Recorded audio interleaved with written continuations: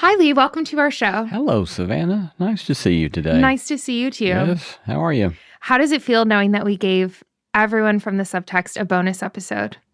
Oh, so good. So good. I hope that it just filled people with love and light on Valentine's Day. I do, too. Yeah. I thought that you were about to say Thanksgiving.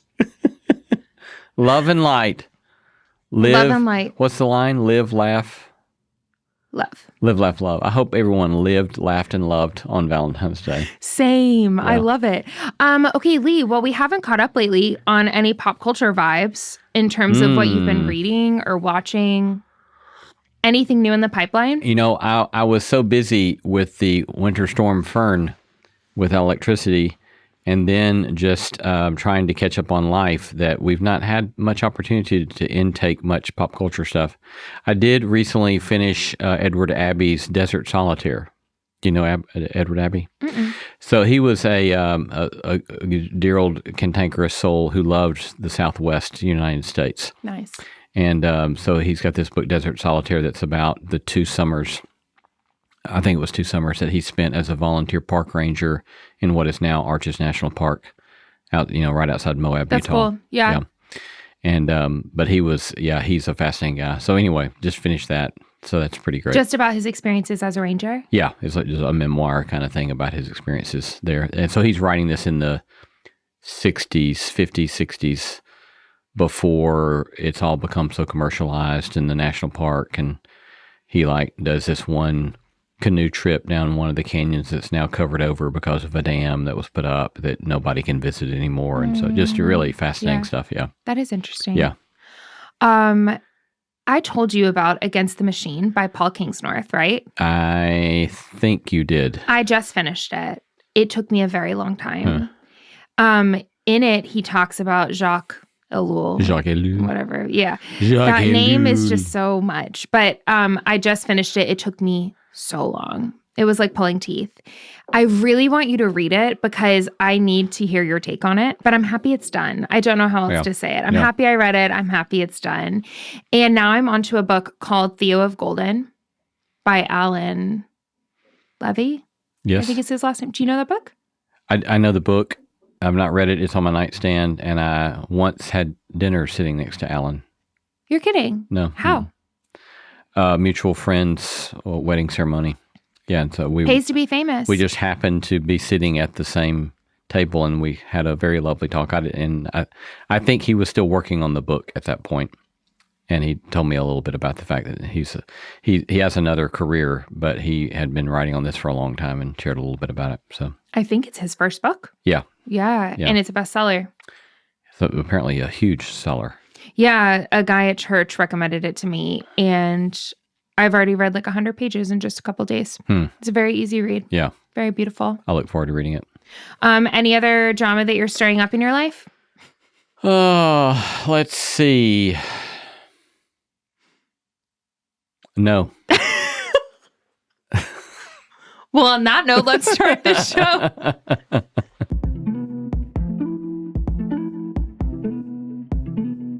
Welcome to the Subtext, where we go beneath the headlines and beyond the obvious. I'm Savannah Locke. And I'm Lee C. Camp. Hey, if you like what we're doing and want to help us get the show in front of more people, please do us a favor by following and rating it wherever you listen.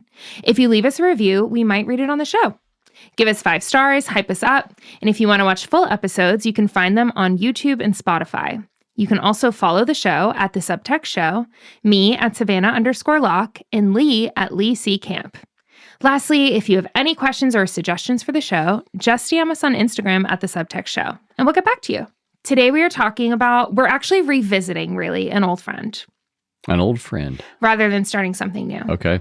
A couple of weeks ago, we did an episode called Celebrities Should Stay in Their Lane. Yes, we did. It is by far the most responded to episode that we have created. Yeah, I heard from some people about it.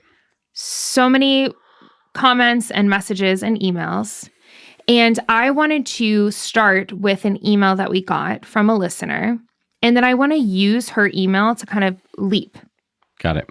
Off of. Into the sphere. Yeah. Because this continues to be relevant, because when we originally started ours, it was about the Golden Globes, about Mark Ruffalo speaking out about stuff in ice in Minnesota. But since then, we've also had the Grammys, where several people spoke out, from Billie Eilish to Bad Bunny to SZA, I believe, too. And then a lot of people have been writing different comments about this. Phineas, who is Billie Eilish's brother, responded to an article that was written on USA Today that the columnist said, this is the title of the column, which was amazing. PSA to celebs, stick to performing, stay away from politics. And Billie Eilish's brother responded to the USA Today post. So this is very much in the ether at the moment. So let's start with the email. This is from Jen. She said, on the most recent episode of the Subtext, which was at that point, Celebrities Should Stay in Their Lane, I think there's an aspect you didn't address in the Stay in Your Lane discussion about actors/influencers voicing their opinions. I think often the audience tells the prominent/visible people not to share their opinions because the audience does not want to have to confront a dilemma of appreciating the art or craft of a person they disagree with. This has been an issue for a long time. It's the classic debate of appreciating the art or work or words of someone who has now an unacceptable opinion or behavior. Think Woody Allen or several historical leaders who were also slaveholders.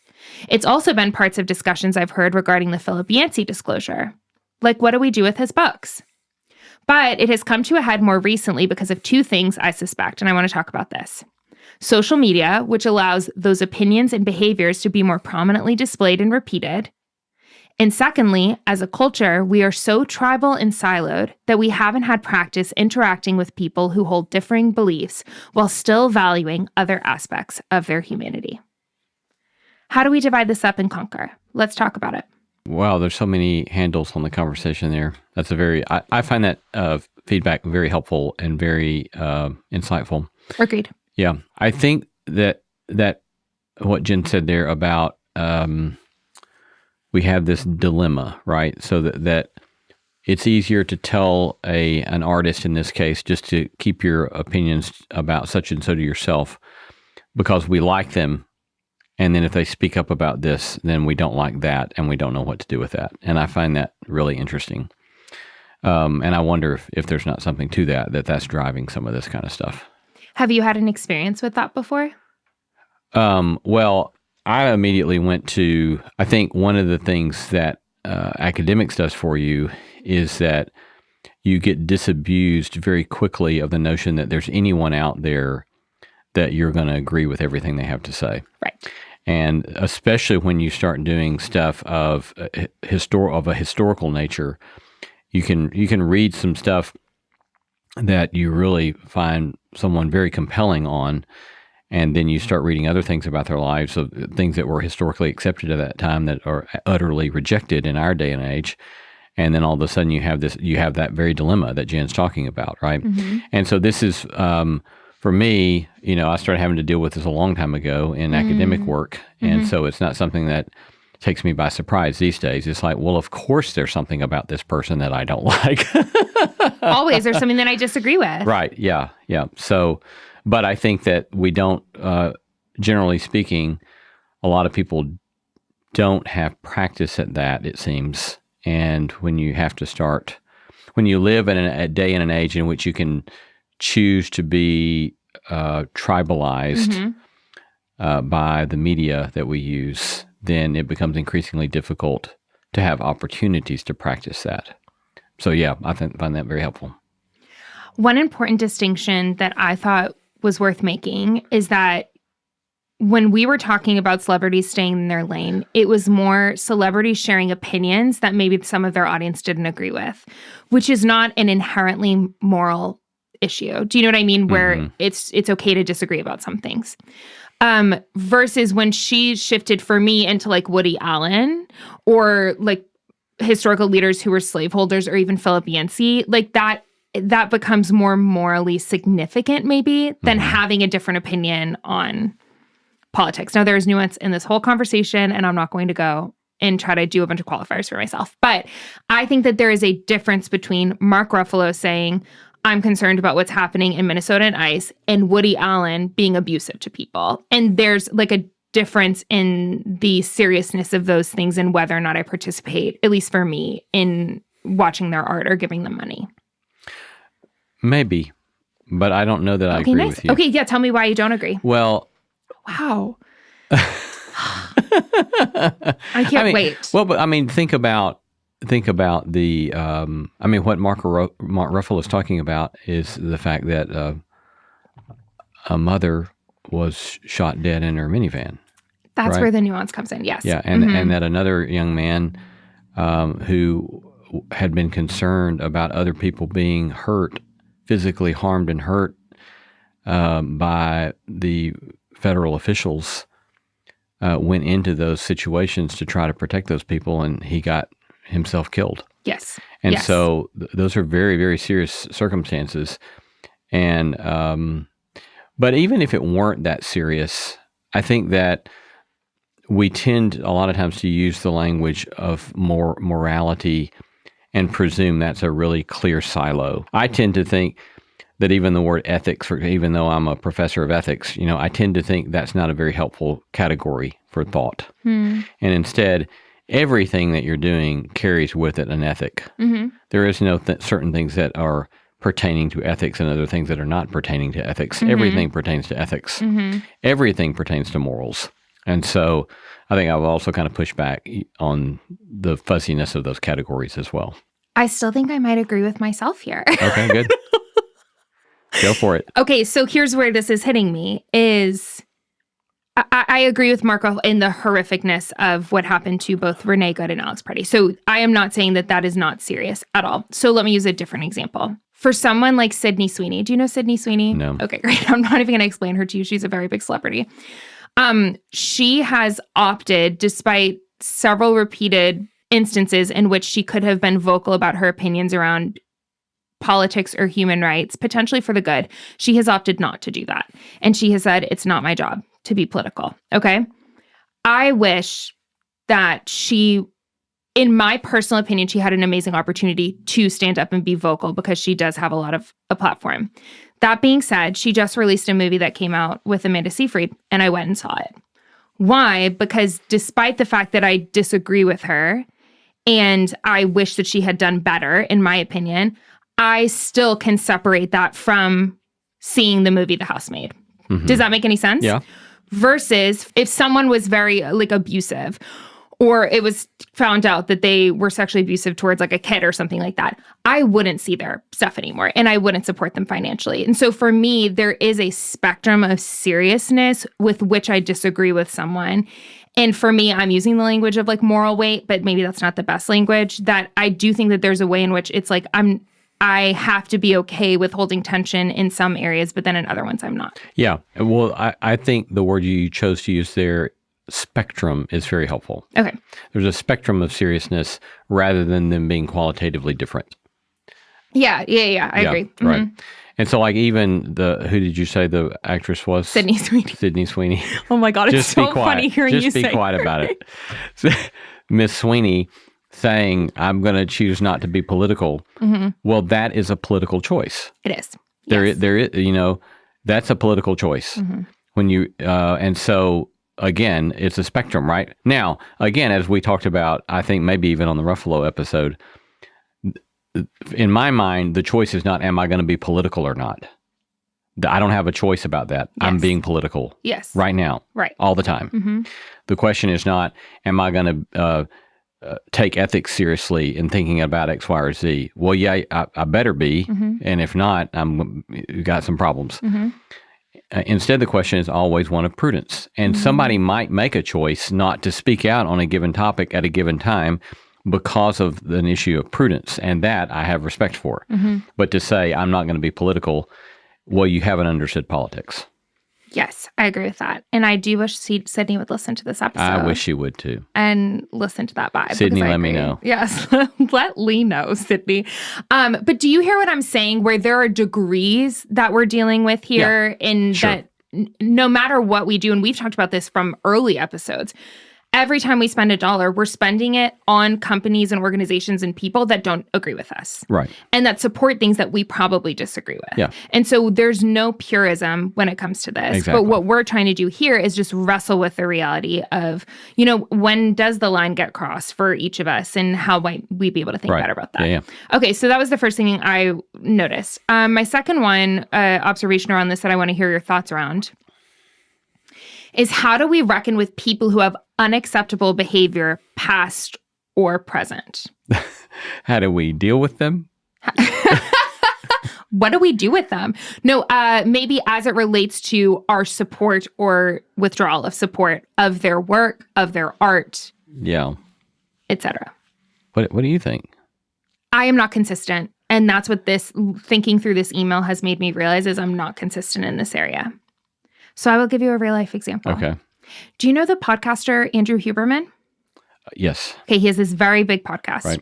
I listened for the first few years of his show. Yeah. I've learned a lot of things from him through the years. Same. Yeah. Really helpful. And then this big expose came out about his mistreatment of various women. And when I read the article, for me, I was like, I'm not going to support him anymore. And what that for me was doing was saying, I have alternate places I can get the same information. And I want him to feel that if he doesn't take ownership over this, that some people care about that and that matters. So I didn't make like a stink. I didn't post on social media, don't listen to Drew Huberman. But for me, I just stopped listening and moved on with my life. Okay, but then I'm going to show how I'm a hypocrite, okay? You know the F1 movie that came out? Mm-hmm. It was so good. I watched it. Same. Yeah. Brad Pitt, on my way to go see the F1 movie. Was not in it. Sydney Sweeney was not in it. On my way to go see the F1 movie, one of my friends texted me, what are you doing? I'm going to see F1. And they said, well, don't you know that Brad Pitt was alleged to have thrown something at Angelina Jolie when they were married, and that he apparently did like really harmful things towards Angelina and potentially one of the kids. And I was like, no, I didn't know that. And I still went and saw the movie. And I really liked it. I am inconsistent, and I don't know why those things are different. And that will be my statement for today. Do you think those are different? They feel different. My response was different. Yeah, I mean, clearly your response was different, but do you find a moral qualitative difference between those two scenarios? I think it would be a lot easier if I said that I didn't go see the Brad Pitt movie, because then I could be like, yeah, I don't support these men who are doing bad things. But I did. Yeah. So what do you think about that?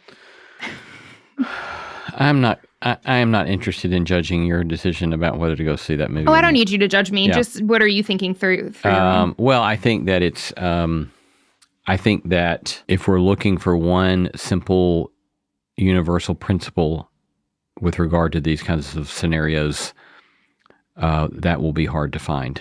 But instead, I'm sorry to keep beating this drum, but I think that it always goes back to prudence. And clearly, as hopefully people who are still listening with us and through these episodes knows, we don't mean by that some sort of moralistic, I'm going to keep my hands clean kind of thing. But instead, there are lots of reasons that we make certain decisions about what we're going to do and what we're not going to do. And it's often tricky. And so we do the best we can. At our best, we do the best we can after having considered a lot of things. And then the second thing I guess I would say is that you noted that I guess it was Jen in the email that she wrote in raised Philip Yancey. Yes. Who, for those of you who are unaware, this is a very public matter, but Yancey, very highly read Christian writer of the 20th century, early 21st century, just came out in the last couple of months or so and admitted to a, I think, 7-year-long affair, and then took down all of his socials and said, I won't be speaking in public anymore and writing and so forth. And so a lot of people are asking, okay, well, do we still read his books? And I would say, well, that's a good question to ask. But I think that we all, whether to read anyone's book is always potentially a fraught question, because we're all riddled with our troubles, and none of us are perfect, and our failings are all on a spectrum, right?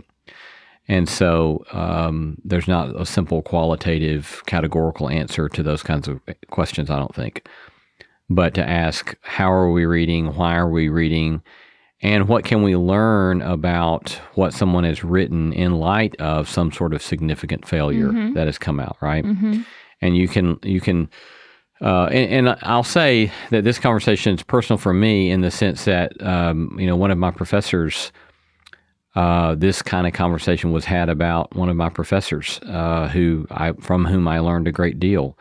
And when stuff came out in full, even after he died, and I was still learning stuff after he died, and I've grieved it for a long time, because he was very important. And so I think from my perspective in that regard, it's like a lot of times these questions are very personal and very painful of how to know what you're going to do with it all. But even if it's not personal, you can still ask the question, okay, so if I'm going to read this because there are certain things that I could learn from this person that I don't know that I can learn elsewhere, what do the failings tell you? Yeah.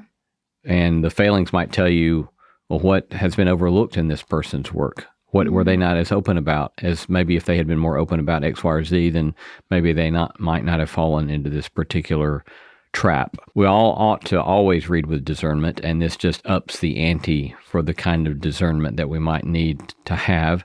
And it also invites us to the possibility of saying, oh, I'm going to go somewhere else and look for something else somewhere else.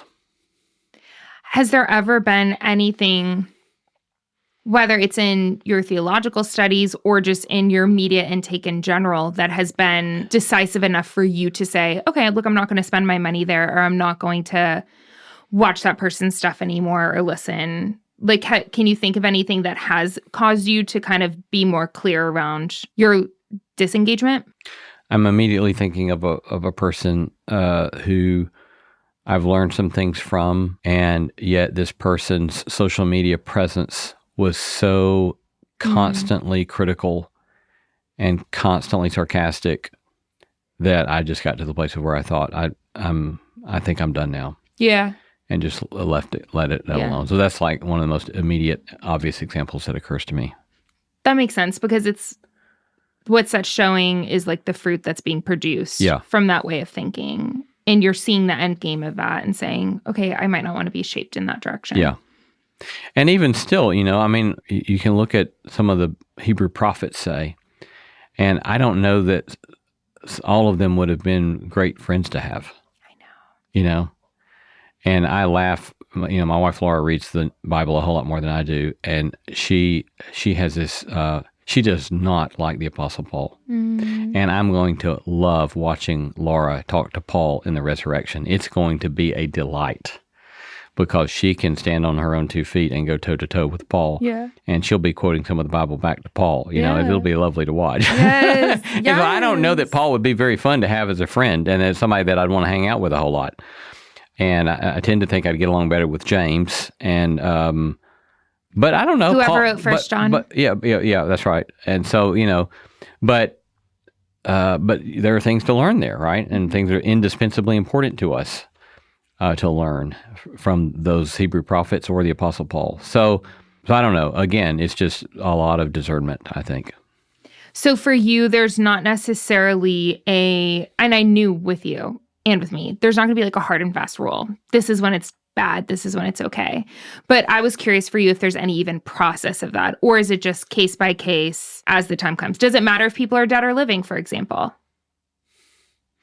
For me, it's just always been case by case. Yeah, I haven't come up with any hard and fast rule for myself about this. And I think a lot of times, I've used the old line about take what you can use and leave the rest. And I think that's helped me a lot of times too. I wrote a chapter in my dissertation on Leo Tolstoy, and I learned a lot from writing that chapter on Leo Tolstoy from Leo Tolstoy. But he was an acutely unhappy human being. Yeah. And he had an acutely toxic relationship, it appears, with his wife. And so I kind of think about, I think about that when I read some of his stuff, right? Because I'm thinking he didn't get to a place of where he was able, it appears, to find a sort of joy, even when you're, because he does this sort of prophetic indictment of especially nationalistic, imperialistic Christianity that is just devastatingly good. Yeah. And so we have him to thank for that. And at the same time, I would also hope to be able to find people who can do that sort of critique while also finding some sort of joy in the work that they are doing and the life that they have been given to live. And so Tolstoy doesn't help me with that, right? And so there are things that he's going to help me with, and other things he's not going to help me with. And so I haven't continued to read him a lot in the subsequent decades. But there are certain books that I know of that if I ever need something on X, Y, and Z, I know where I'm going to go, right? I'll still go back to him, but I'm not continuing to read him because there are other parts about his work that I don't find compelling. Yeah, that's good.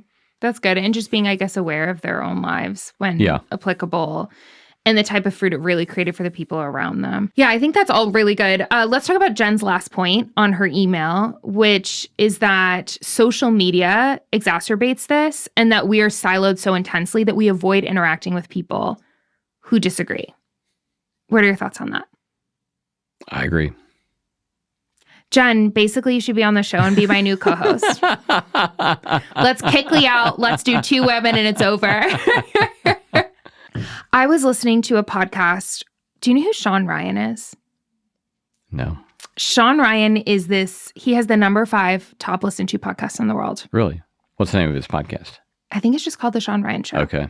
He's from Franklin, or he lives in Franklin. Huh. He is a military veteran and interviews like a lot of other military veterans and is very politically activated and conservative leaning. Okay. He had Hunter Biden on his show for a 4.5-hour long conversation. Wow. I listened to all 4.5 hours. And when they were talking, there were a couple of moments that it got heated for sure, but it was so respectful and engaging and calm. And I thought, I would love to have more, I would love to listen to more of these examples, to see ways that people can get in there, be honest about where they disagree, but then work really hard to find areas of agreement, which Sharon McMahon said in the No Small Endeavor live show this past year, that a lot of our work right now needs to be around finding places of agreement with each other. And I thought that they modeled that really well in the show. Yeah, that's very compelling. Because they are legitimately on opposite ends of the spectrum. Yeah. In practically every way. Right. Yeah. I mean, I think looking for that, it's hard work to look for that. And I think because we're so fearful of retaliation that we keep ourselves from leaning into that. Whereas in maybe earlier decades, there wasn't this sort of immediate internal censor because you weren't so afraid that obviously you're going to get lashed out at if you voice a competing claim. And I that's one of the things that at least anecdotally has been discussed among professors about college students is that there seems to be less willingness to voice a contentious idea in the classroom because, people have their phones with them and they can post something on social media about you and take a video of you. And so people just oftentimes will sit back and just are not going to share. The stakes feel higher. The stakes feel higher. And so I have a lot of sympathy for that and understand why people would be reticent about that. But I do think that finding places where we can do it, we're just going to have to find it. Yeah, they talked about that on the show of why it might feel so costly to get in there and have conversations with people who disagree. And something it reminded me of was the movie You've Got Mail. Have you seen that movie? Is that Meg Ryan? And Tom Hanks. Yeah. It's from the 90s, I think. Yeah, I think early 2000s. I think I did see that, but I don't remember any of the storyline. The storyline is that she is a small bookstore owner, and he owns something called Fox Books, which is like Barnes & Noble. Okay. And her store is called The Shop Around the Corner. And across the street from her store is being built this ginormous bookstore that's going to make hers go out of business. And what they don't realize is that they are email buddies who are falling in love with each other behind the scenes while they're emailing back and forth to each other. And this is why it reminded me of that. They end up meeting in real life, and Meg Ryan does not know that Tom Hanks is her email buddy. She just sees him as the guy who owns Fox Books. And Tom Hanks knows that they're email buddies. And in this conversation, Meg Ryan basically says something to the effect of, the person I'm here to meet is nothing like you. He's kind, he's compassionate, he's well-read, and he would never treat me like that. And she looks at him and says, you're just a suit. And he said, at that, he got up and left. And it made me realize that social media has functioned as that, I think, for a lot of ways where we encapsulate people based on a certain experience of them and don't actually have the chance to get to know them in real life. Yeah. And I wonder how much we miss when we've crystallized people in certain places. Yeah. Instead of getting to see. Yeah. You know what I mean? Yeah. Yeah. Just when the winter storm hit, someone was talking to me about how good his neighbors were being to him and how helpful they were. And he referred to the fact of how fundamentally different they were politically. And he said, and yet they're here showing up for me and helping me. And so that for him, that was just a reminder of you cannot reduce somebody to one given thing. Yeah. And that we are all multifaceted human beings, and we need to try to see the multiple facets of people. If you read Against the Machine by Paul Kingsnorth, one of the parts I enjoyed the most was this part, which maybe Jacques has talked about, but he was writing before phones existed, right? Or social media, certainly. But in Against the Machine, he talks about how we're all being shaped so much by this thing that we're plugged into constantly that we're not even getting to meet each other human to human anymore. It's machine to machine. It's like a machine version meeting another machine version. Yeah. Rather than having the experience of a neighbor going and helping. Right. Like even the fact that your neighbor said, this is not an indictment because I would be feeling the same way. Even the fact that your neighbor said, we disagree politically. Like I'm so curious if any of that was shaped by any sort of online discourse that was not like face to face. Yeah. I don't know. Yeah. It does seem that working to meet real human needs is certainly a way that can break down some of that. And Agreed. When you're dealing with some desperate need of body, soul, and spirit, that you can find some areas of agreement and try to tend to one another. Yes. Or like in You've Got Mail, just falling in love. Yeah. Yeah, exactly. That'll break down the barrier real quick, won't it? Yes.